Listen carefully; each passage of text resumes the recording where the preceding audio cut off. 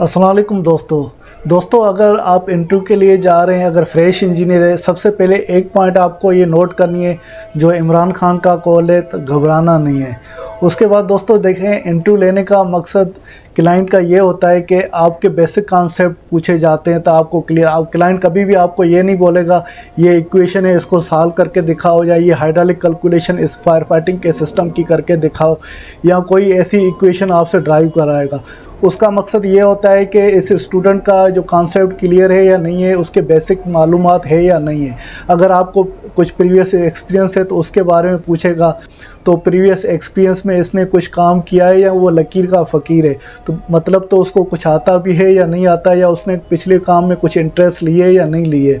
तो इस वीडियो में मैं वो कुछ बेसिक जो क्वेश्चंस इंटरव्यू में पूछे जाते हैं फायर फाइटिंग के सिस्टम के लिए, और उसके क्वेश्चन के साथ वो आंसर भी एक्सप्लेन करूँगा जैसे आपके कॉन्सेप्ट क्लियर हो। तो आइए वीडियो को शुरू करते हैं।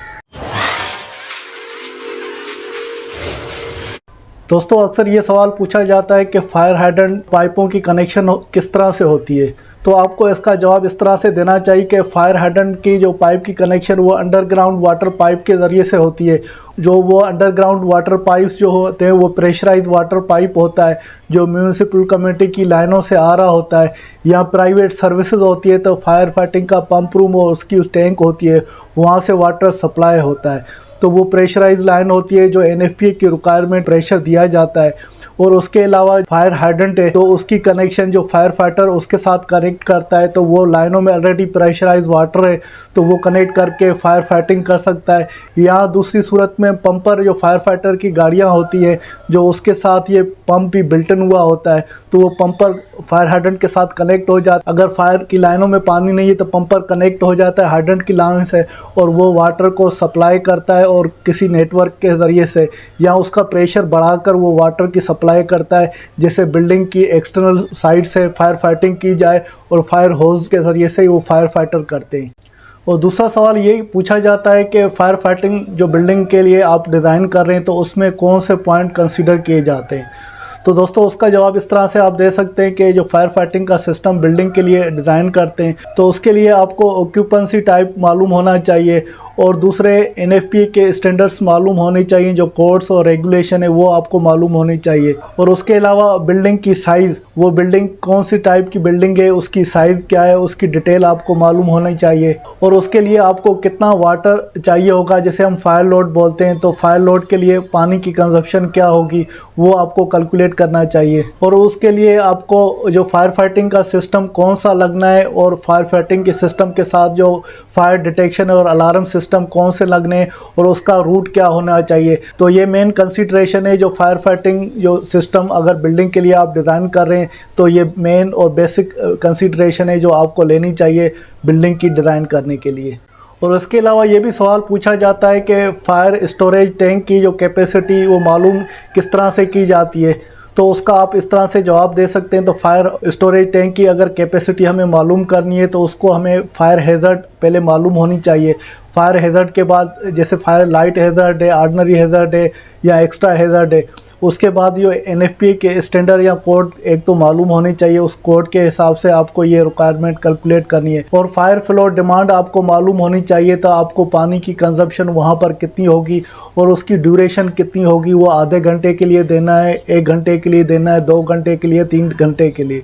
तो ये सारी डिटेल जो NFPA के कोड है या स्टैंडर्ड है या लोकल कोड है उसमें ये मालूमात दी होती है, उसकी मदद से हम ये फायर स्टोरेज टैंक की कैलकुलेट कर सकते हैं या कैपेसिटी उसकी मालूम कर सकते हैं।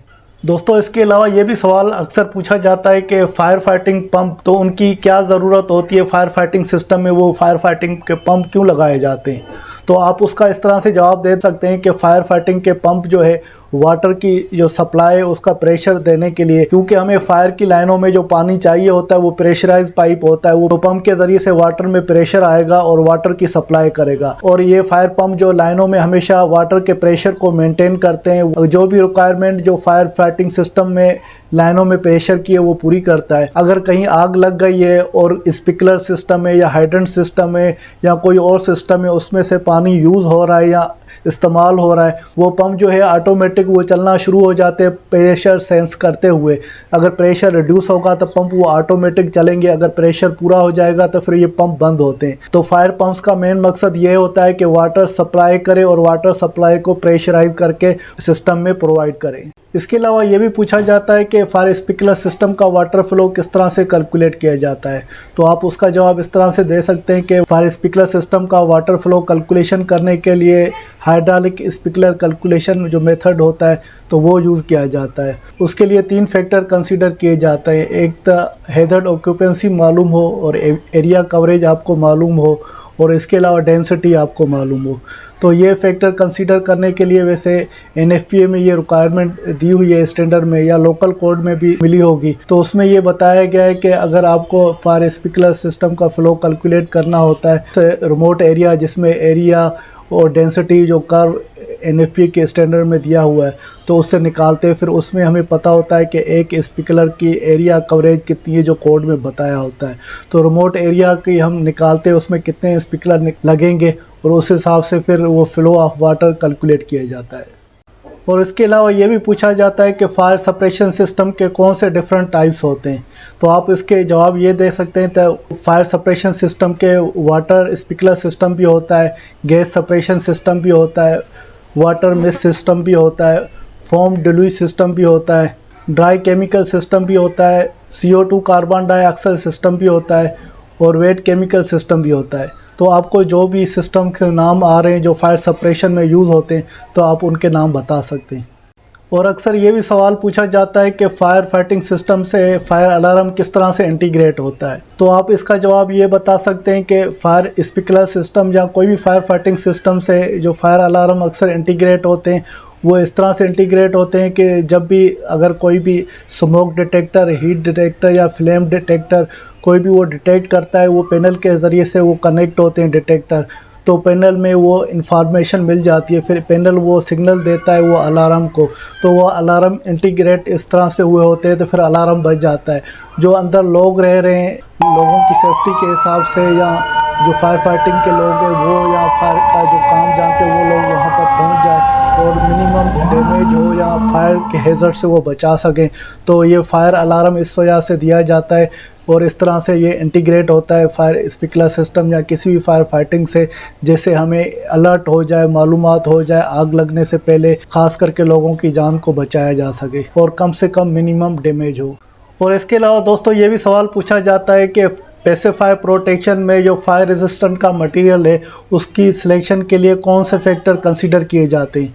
तो उसका आप जवाब ये दे सकते हैं कि जो फायर रेजिस्टेंट मटेरियल होता है तो वो एप्लीकेशन के हिसाब से जो कोड है उसको फॉलो किया जाता है। कौन सी हमारी बिल्डिंग के स्ट्रक्चर को या कौन सी मटेरियल को या कौन सी दीवार को लगना है, वाल को लगना है, रूफ को लगना है, या और फायर रेजिस्टेंट मटेरियल की कितनी रेटिंग है और इग्निशन टेम्परेचर कितना है और फ्लेम जो है स्प्रेड हो जाती है, फैल जाती है, उसका इंडेक्स रेट कितना है और स्मोक डेवलपमेंट इंडेक्स हम कितनी है। तो उसकी ये थर्मल कंडक्टिविटी जो मटेरियल है या कंबस्टेबिलिटी है तो उसकी रेटिंग सारी ये देखी जाती है। तो उस हिसाब से फायर रेजिस्टेंट का मटेरियल जो कंस्ट्रक्शन पॉइंट ऑफ व्यू से सिलेक्ट किया जाता है। इसके अलावा ये भी सवाल आम होता है कि जो फायर फाइटिंग सिस्टम है तो उसकी मेंटेनेंस रिक्वायरमेंट क्या होती है। तो आप उसका जवाब ये दे सकते हैं तो मेंटेनेंस रिक्वायरमेंट के लिए हमें डेली उसकी इंस्पेक्शन करनी है और रूटीन मेंटेनेंस करनी है। रूटीन मेंटेनेंस का मतलब है जो NFPA या लोकल रूल रेगुलेशन है उसने जो शेड्यूल बताया हुआ है, जो स्टैंडर्ड में गाइडलाइंस दी हुई है उसके हिसाब से जिसकी मंथली मेंटेनेंस करनी है तो मंथली करना है, 6 मंथली करनी है तो वो 6 मंथली उसको चेक किया जाता है या इंस्पेक्शन की जाती है। जो एनुअल करनी होती है तो उसको किया जाता है। तो वो फायर फाइटिंग सिस्टम हो, स्टैंड पाइप सिस्टम हो, फायर एक्सटिंग्विशर्स हो, जो भी फायर के इक्विपमेंट या सिस्टम लगे हुए हैं तो उस कोड की रिक्वायरमेंट के हिसाब से उसका ऑपरेशन या मेंटेनेंस शेड्यूल बना होता है और चेक लिस्ट होती है और उस हिसाब से उसकी इंस्पेक्शन की जाती है और वो जो कोड्स और रेगुलेशन है उसको फॉलो करते हुए जो मेंटेनेंस की रिक्वायरमेंट को पूरा किया जाता है।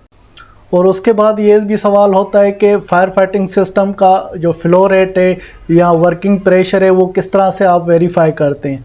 तो उसका आप ये बता सकते हैं जो आप फायर फाइटिंग का सिस्टम का जो वाटर फ्लो है या टेस्ट प्रेशर है या वर्किंग प्रेशर है वो हम हाइड्रोलिक कैलकुलेशन से वेरीफाई करते हैं। तो हाइड्रोलिक कैलकुलेशन करते हैं तो वो हमें वहाँ पर पता होता है कि जो सिस्टम का वर्किंग प्रेशर या डिज़ाइन प्रेशर क्या होगा और फ्लो क्या होगा। अगर हमारा फायर फाइटिंग का सिस्टम इंस्टॉल हो गया है तो इंस्टॉलिंग के बाद फिर उस सिस्टम की टेस्टिंग कमीशनिंग की जाती है। टेस्टिंग कमीशनिंग के दौरान सिस्टम का वर्किंग प्रेशर और फ्लो वेरीफाई किया जाता है। तो इस तरीके से हम डिज़ाइन पॉइंट ऑफ व्यू से हाइड्रोलिक कैलकुलेशन में भी वेरीफाई कर सकते हैं। और प्रैक्टिकल आफ्टर इंस्टॉलेशन जब सिस्टम की टेस्टिंग कमीशनिंग की जाती है तो उस टाइम भी वाटर का फ्लो और प्रेशर वेरीफाई किया जाता है।